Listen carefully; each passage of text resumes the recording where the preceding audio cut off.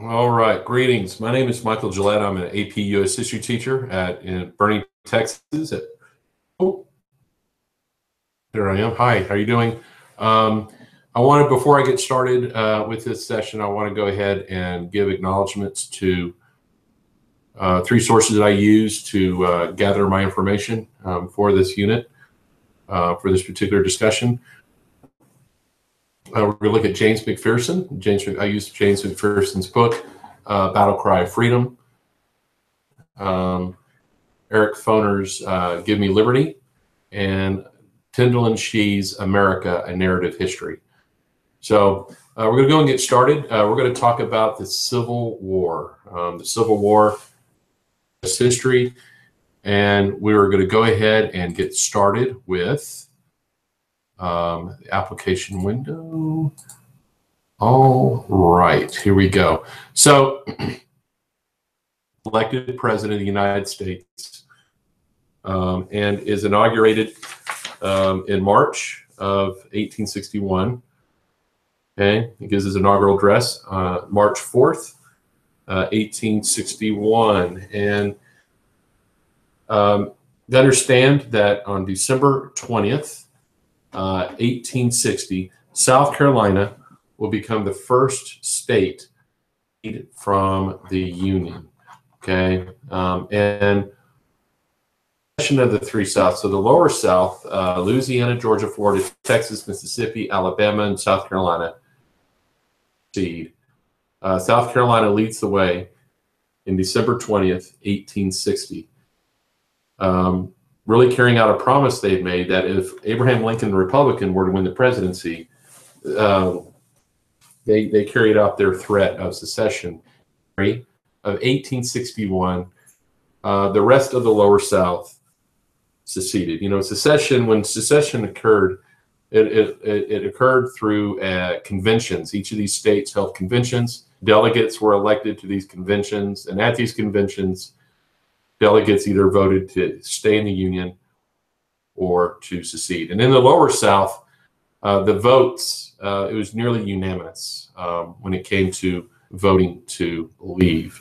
And so after Southern secession, after the lower South leaves, okay, the South begins to demand United States. Let me see if I can find it. Okay, begins to demand that the United States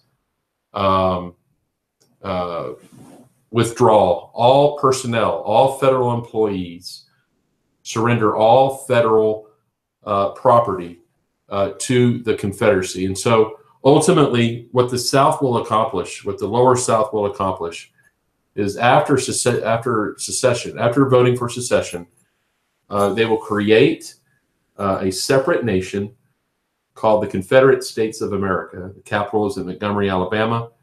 And they elected a president, Jefferson Davis, the former senator from Mississippi. And they elected from the state of Georgia as vice president, Alexander Stephens. And so Lincoln, of course, will deliver his inaugural address in March. And in that inaugural address, he really gave mixed messages. He tried not to sound too hawkish towards the South because some Southern states had not yet seceded. And he really wanted to prevent from pushing towards secession. And so he was very careful in his rhetoric, but ultimately, he talked about, quote, that he said, he vowed to preserve the Union, to hold and occupy and possess all federal property in the South. And he said, physically speaking, we cannot separate. So in veiled language, Lincoln, in his inaugural address, basically denied the right of a state to secede from the Union. But then, he talks about in his inaugural address the importance of peace. And, he says, there's no one in the world that wants peace more than I do. And so his message is mixed. Unionists see the first inaugural address as a very good thing, and they support it. The lower South, they see the inaugural address as a war message. And so this all sets the stage for the coming conflict at Fort Sumter. So as I mentioned before, after the creation, or after Lincoln's inaugural address, Southern politicians, Southern states demand that Abraham Lincoln withdraw all federal employees out of the South, all troops out of the South, and surrender all property in the South. And for the most part, Lincoln complied. Now, he did say, hey, listen, we are going to keep the post offices open. We are going to have mail. But yeah, so Lincoln believes that if there's going to be a civil war, South, who's going to be the aggressor? It's going to be the South. So so early in this process, Lincoln is actually being very cooperative with the wishes of the South. In the early weeks of his presidency, but he does make an exception. That yes, I will surrender all of our military personnel and all of our I'll bring home all of our federal employees, but I will not surrender Fort Sumter, and I will not surrender Fort Pickens. Fort Pickens is located in Fort Sumter is located in the Charleston Harbor in South Carolina. And so, why he does this, he was being cautious. He wanted the South to fire the first shot. He wanted the North to be viewed as the victim and the South as the aggressor. Now, one thing that's important for you to know is that most Northerners were content to let South Carolina secede from the Union. So when there wasn't the outrage in the North, after the lower South voted to secede, you would expect there to be a great deal of outrage, but there wasn't. In fact, many Northerners were very happy, and they were glad to finally see this thing, the conflict really come to an end. But what changed public opinion, what turned Northerners against Southerners, would be the attack on Fort Sumter by South Carolina. Okay, and so. And that ultimately, the attack on Fort Sumter, the attack on Fort Sumter will initiate the beginning of the Civil War. Lincoln was kind of in a dilemma. Out of principle, he wanted to hold on to Fort Sumter, but he knew he couldn't hold on to it for very long because the fort was due to run out of food and supplies, and ultimately, when he reinforces the fort with more supplies and food, South Carolina then developed an ultimatum, gave the Union, gave Abraham Lincoln an ultimatum to surrender Fort Sumter immediately, and that ultimatum expired. And on April 12th, Fort Sumter was bombarded by more than 70 Confederate cannons. And the fort withstood a barrage of bombardment for nearly 34 hours. And by 2:30 the next day, Major Anderson, the Union commander at Fort Sumter, will surrender the fort to the South. And so there was no loss of life. In fact, Major Anderson ordered that the Union, that the United States would not return fire. So, but the attack on Fort Sumter provoked the North to fight for their honor and for the Union. And Lincoln's strategy really paid off, and the South was seen as the aggressor, while the North was seen as the victim. Now, on April 15th, Abraham Lincoln issued a call for the states to supply troops, to put down the rebellion in the South. This call for volunteers was for a 90-day enlistment. So kind of the thinking is that Abraham Lincoln thought that this war against the states, that this rebellion in the South would only last 90 days. Now when Lincoln calls for volunteers, this is what causes the Middle South to secede: North Carolina, Tennessee, Arkansas, and Virginia. When Abraham Lincoln raises an army to put down the rebellion in the South, this is when the Middle South will leave the Union. And when they voted for secession, it was divided between the Unionists and the secessionists. And And ultimately, you know, this brings up the story of Robert E. Lee. Robert E. Lee at the time was commander of the Union Army, or commander of the United States Army. He was arguably one of Abraham Lincoln's best generals. He called Robert E. Lee into his office and asked Robert E. Lee if he would lead the U.S. Army against the rebellion in the South.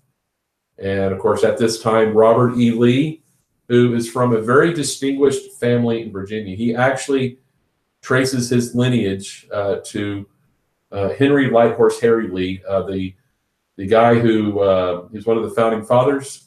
He was in Philadelphia, signed the Declaration. It was his grandfather, signed the Declaration of Independence. In fact, Henry Lee was the delegate from Virginia who actually made the first motion to declare independence in Independence Hall in Philadelphia. And he is a distant relative of George Washington, and is a member of a very distinguished family in Northern Virginia. And he was a West Pointer, went to West Point, developed military experience, gained military experience by fighting in the Mexican War. And ultimately, ironically, it was Robert E. Lee who actually put down John Brown's raid in Harpers Ferry, Virginia. So Abraham Lincoln wanted to build the U.S. Army around Robert E. Lee, but Robert E. Lee did not.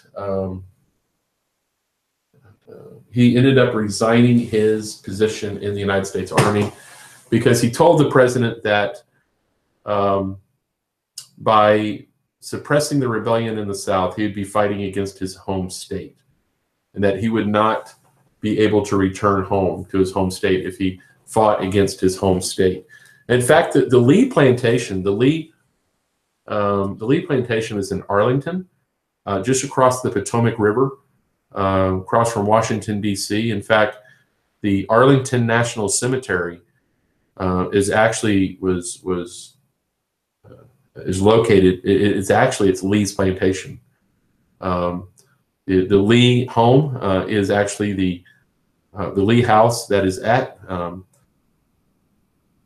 the Arlington National Cemetery. You can actually see Lee's house from the National Mall in Washington, D.C.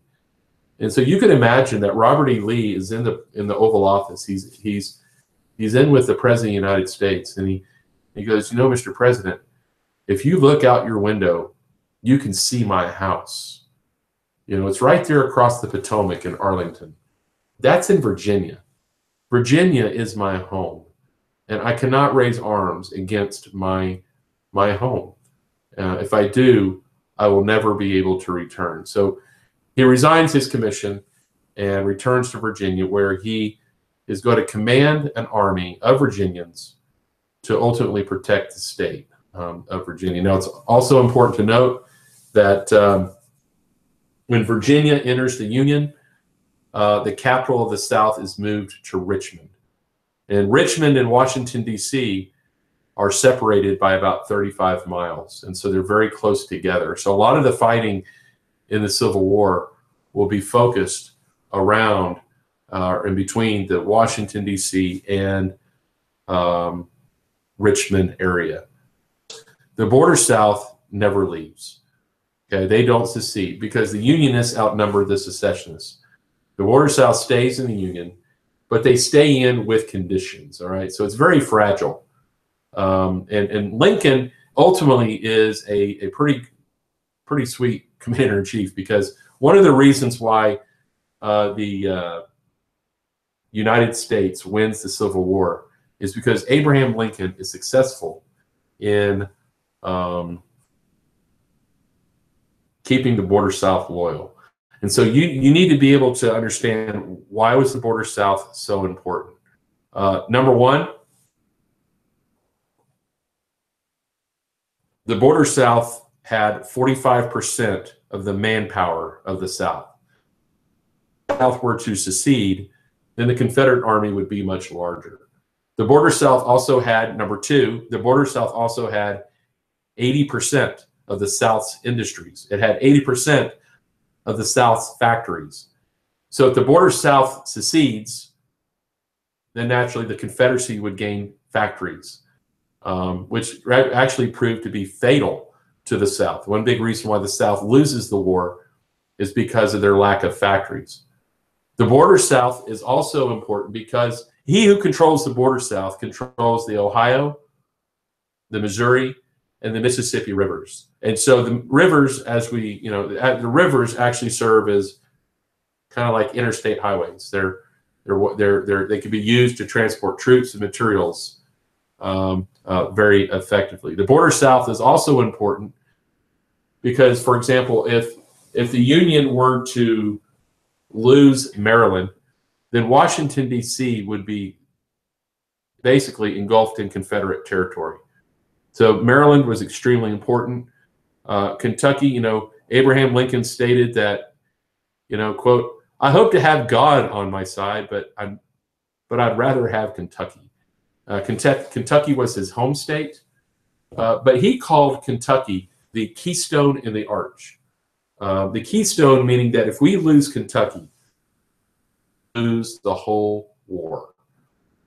So Lincoln took huge lengths in order to keep the border South loyal, in order to keep the border South from leaving. In some areas, he used martial law, in which he moved in the military in order to keep order. He jailed secessionists. He shut down secessionist newspapers. He was also engaged in influencing the outcome of elections in the border states so that certain folks might win. He shut down secessionists, as I said, newspapers. I said that already. But so he took great lengths to ensure that the border South stayed loyal. One thing he did do that you need to know, I'm going to go back to a previous slide, okay, is he said that the cause of the Civil War is not to destroy slavery, but to save the Union. Guys, he could not make the cause of the Union to eradicate slavery, not yet. Because if the war is about freeing slaves, then the border South would have left. The border South would have seceded. But that's why the war cannot be about freeing slaves. Here's a letter that Horace Greeley, if you look at down at the bottom, Horace Greeley, if you remember him, he is an abolitionist newspaper editor, the New York Tribune, wrote a letter to Abraham Lincoln blasting him, saying, "Mr. President, it's 1862, and you've done nothing about slavery. We elected you in 1860 to do something about slavery. And you're a real big disappointment, Mr. Lincoln." And so Lincoln basically writes him back. And in the letter, he says this. He says, "I would save the Union. I would save it the shortest way under the Constitution. The sooner the national authority can be restored, the nearer the Union will be, the Union as it was. If there be those who would not save the Union, unless they could at the same time save slavery, I do not agree. I do not agree with them. If there be those who would not save the Union unless they could at the same time destroy slavery, I do not agree with them." And pay attention to what's in red here. He said, "My paramount object in this struggle is to save the Union and is not either to save or destroy slavery.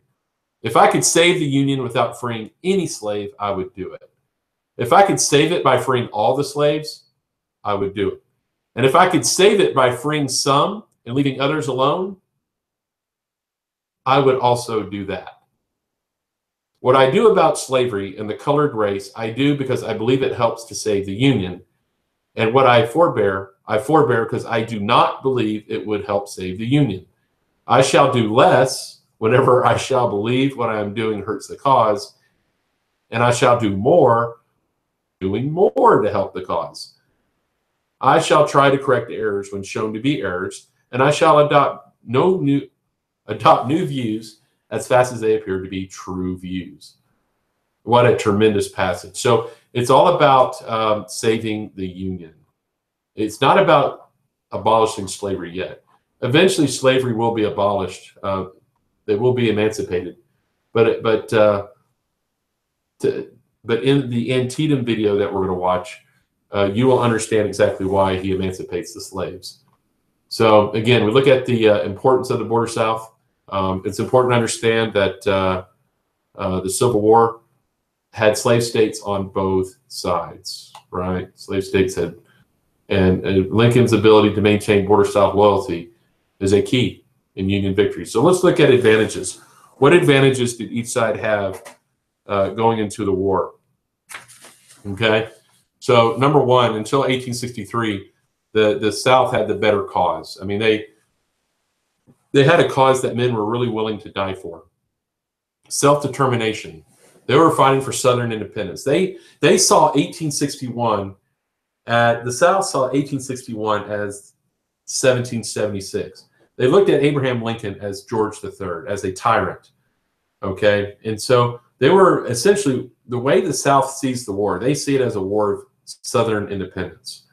The North, they see the war as the war between the states. They see it as a rebellion.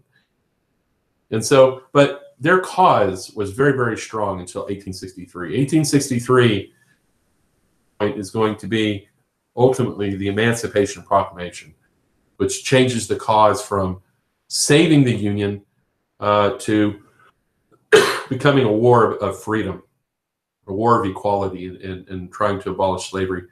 The South also had the better generals. Most men who go to West Point, most of the during the antebellum period, West Point was attended mostly by Southern men. And so when the war broke out, naturally, the South had the better generals. And there's no better general than Robert E. Lee. He's arguably the best military commander in the country. He just happens to be fighting for the South. His partner, his sidekick, also from Virginia, is Thomas Stonewall Jackson. And they are a very, very powerful tandem. And Stonewall Jackson turns out to be a premier cavalry officer. You know, so during the first 3 years of the war, Union generals were very inept. Lincoln was constantly hiring and firing new generals. It really wasn't until 1863 that Abraham Lincoln found Ulysses S. Grant, and Grant would ultimately be the guy who would bring Lee to his knees. But Lee and Jackson in the South, they had better military leadership. This was arguably one of the more important advantages that the South had. They had better cavalry units. These are men on horseback. These are your elite troops. And the Southern cavalry was commanded by Stonewall Jackson. They had a better strategy. And so the strategy of the South, you need to know this, the strategy of the South was to fight all battles in the South. You know, the South, Robert E. Lee says, we're going to fight. We're going to stay close to our farms. We're going to stay close to our families. We're going to stay close to our supplies. And we're going to fight a defensive war. Okay, we're going to fight defensively. We're not ever going to go on the attack. And we're going to find a piece of high ground. We're going to put our army on a piece of high ground, rocks up high, and chop the trees down. And we're going to wait for the Yankees to attack. Okay, Northern advantages. The number one strength is they had the better economy. They had 75% of the nation's wealth. They had strong banking systems, 80% of the nation's factories, and a very strong currency. And so ultimately, the United States will ultimately defeat the South with its abundance of materials, its abundance of resources. The United States had 75% of the nation's railroads, which made them able to quickly move soldiers to and fro. They had more wagons, horses, and ships. They had the larger population. The outbreak of the war, the Union numbered 22 million. The South numbered 9 million. And of those 9 million, 3.5 million were blacks. So the Union Army was considerably larger than the Southern Army. Okay, the ideal of union did unify Northerners, but wasn't as powerful a cause compared to the South until the Emancipation Proclamation. Now, whereas most Southerners went to West Point, the Naval Academy was largely filled with Yankees, and so the North had more ships, and they had better commanders, admirals of those ships. And of course, the North will use that Navy to blockade southern ports. Better politicians, better chain of command. Abraham Lincoln was an able commander-in-chief, strong command of the system, and farm production. King wheat will replace King cotton as the nation's #1 export. Okay, so that's big. So the Southern war strategy is basically fight a war of attrition. You know, they didn't need to win in order to win. They just needed a tie. Draw the war out until the United States gets tired. Before, let the United States lose the will to fight. They needed foreign intervention. This was huge. And on the other hand, this was also part of the Northern strategy. The Northern strategy was to prevent Europe from intervening into the war. But ultimately, I want you to know why Great Britain, especially, and other European nations ultimately do not intervene. France was ready to go, but France wasn't going to go in by themselves. They were really waiting for the British. But the British don't jump in for a number of reasons. Number one, in the 1850s, the British anticipated that the United States was heading towards a civil war. So in the 1850s, the British really began to stockpile cotton. They filled warehouse after warehouse after warehouse to the roof with cotton. And so during the Civil War, there was not a high demand for Southern cotton. Yeah.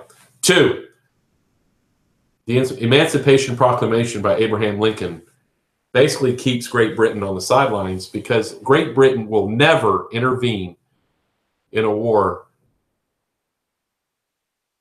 to support a slave-owning society.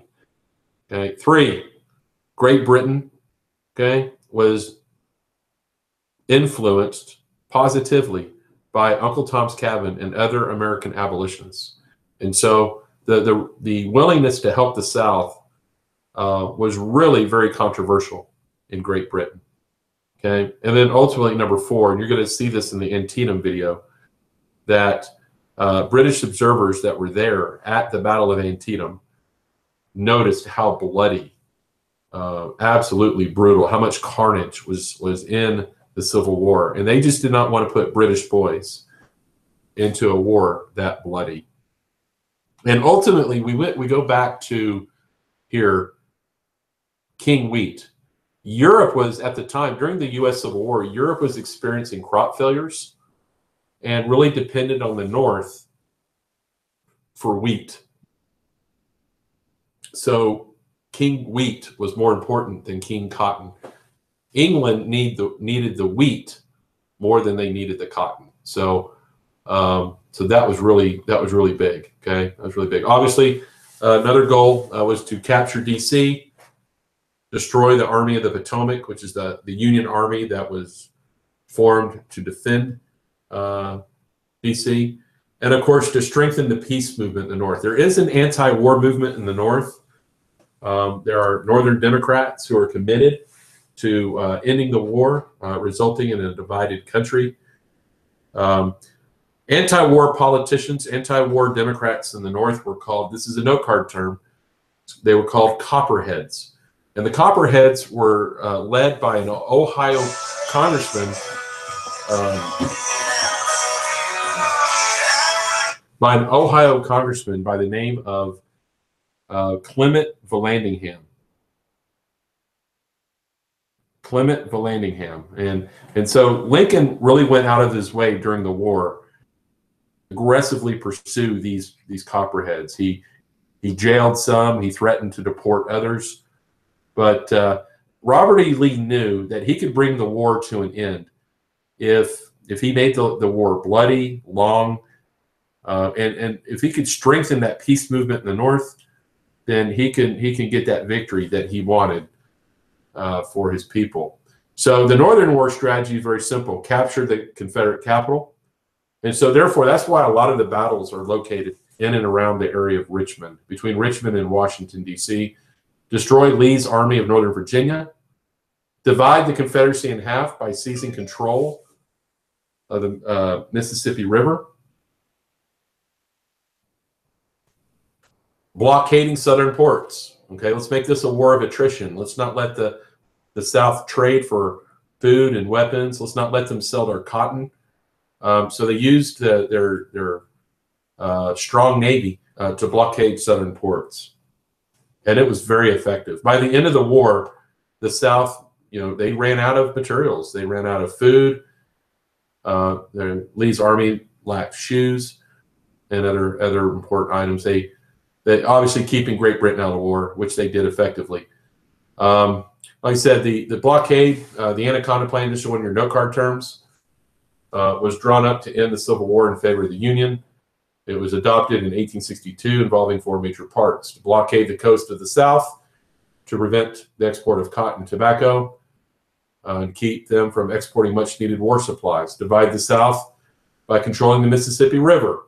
Okay, divide the South by capturing the Tennessee River Valley, and capture Richmond, Virginia, the capital of the Confederate States. And so that's ultimately part of the war goals of both the North and the South. So we looked at advantages, disadvantages, and we looked at what each side believed that they had to do in order to win the war. Okay, so I'm going to skip that. So talk about the emancipation.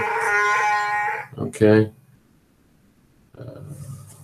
Let's see. Now, it's important to know that as the army was being put together, that ultimately both sides were required to use draftees. Okay, between 1861 and 1863, we have an all-volunteer army, but in 1863 we have the first ever draft in American history, and it resulted in violence. Okay, understand that throughout American history, the draft has been viewed as very controversial. Okay, we will have one of our note card terms of the New York draft riots. It occurs in 1863. The Irish, who were largely Northern Democrats, and they really didn't like black people too much because they competed against jobs.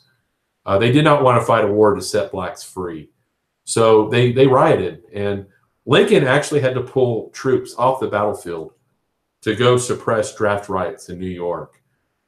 Also, what made the draft unfair is that wealthy Americans could, for $300, pay someone else to go in their place. So the draft essentially created an army of only people that really got drafted were poor people, as wealthy Americans could avoid military service. And this was true in both the North and South. And this had a really bad impact on Southerners, who had a very small army to begin with. So and this is really true for both armies. We do have a lot of desertions in the army. A lot of soldiers, especially during harvest time, will go AWOL. The South was never really ever unified. You have about 50,000 mountain whites that fight for the Union in the South. Wealthy Southerners refused to fight. There was a lot of incompatibility between the Confederate government in Richmond and the different state governments. They lacked that command structure, that chain of command that Abraham Lincoln had. And I think I've read where there's some historians that argue that what a big reason the South loses is because they relied too much on states' rights. They don't like, if there's any time you need centralized government, it's during war, and that really did not work well for them. But ultimately, the Union Army had African Americans. There were approximately 180,000 African Americans that served in the Union Army. which was about 10% of the total Union Army. 38,000 African Americans will die during the war. Most of them came from slave states, and of course, many of them came from northern states too. But African Americans eventually are going to be led by black officers. But unfortunately, black soldiers were paid less than white soldiers. But Lincoln, near the end of the war, Lincoln will actually credit African Americans for turning the tide of the war. He later claimed that the Union's victory was largely due to the impact of the black regiments. The black soldiers fought very, very hard.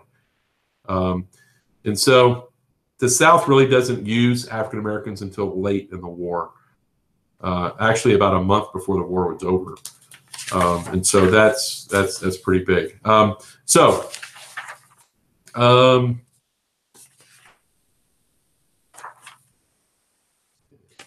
Now, one last little topic I want to cover with you guys is the issue of civil liberties. Lincoln was a big offender of civil liberties, the Constitution, which is okay because Lincoln believed that the Constitution was flawed.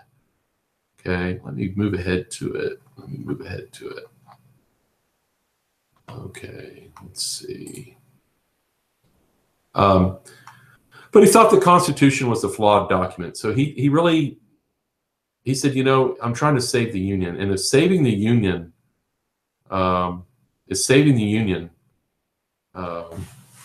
if I have to violate a few liberties, then I'm going to do it. You know, obviously one of the things is he did jail secessionists without arresting them of a crime. He did use martial law, military rule. He suspended habeas corpus, which is civil law, of the South. He freed the slaves without congressional approval. The Emancipation Proclamation did not require congressional approval because it was part of a war order. So he sidestepped the Congress. He also increased the size of the federal Army and Navy without congressional approval, which is very dangerous for a president to increase the military without congressional approval. The blockade, the Anaconda Plan, was proclaimed as unconstitutional by the Supreme Court because Lincoln had not declared war, but he did it anyway. You know, so if you look at him, he did oversee voting in the border states, and there was of shenanigans and voting irregularities. But he felt these things were necessary in order to save the Union.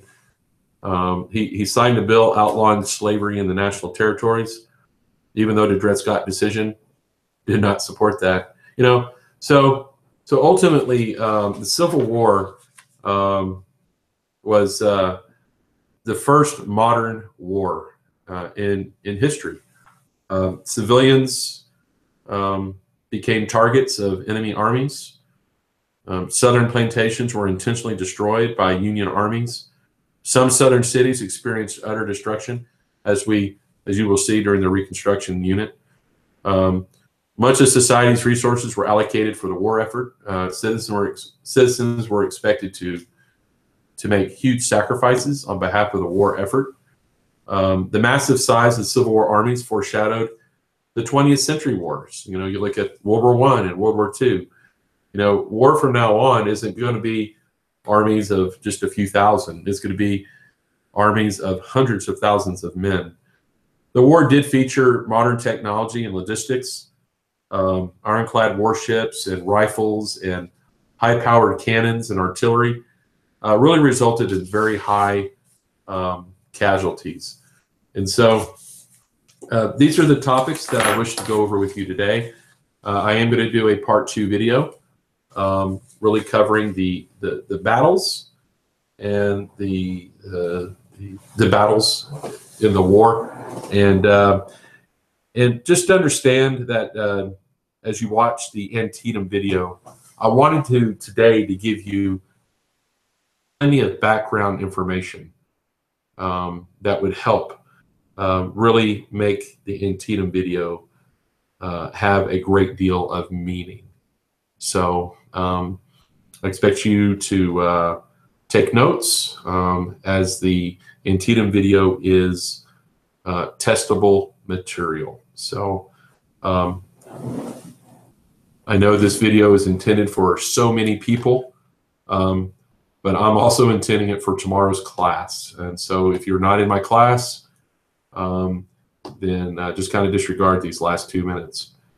Make sure that, like I said, you take note on the Antietam video, and we will see you on Tuesday. Thank you.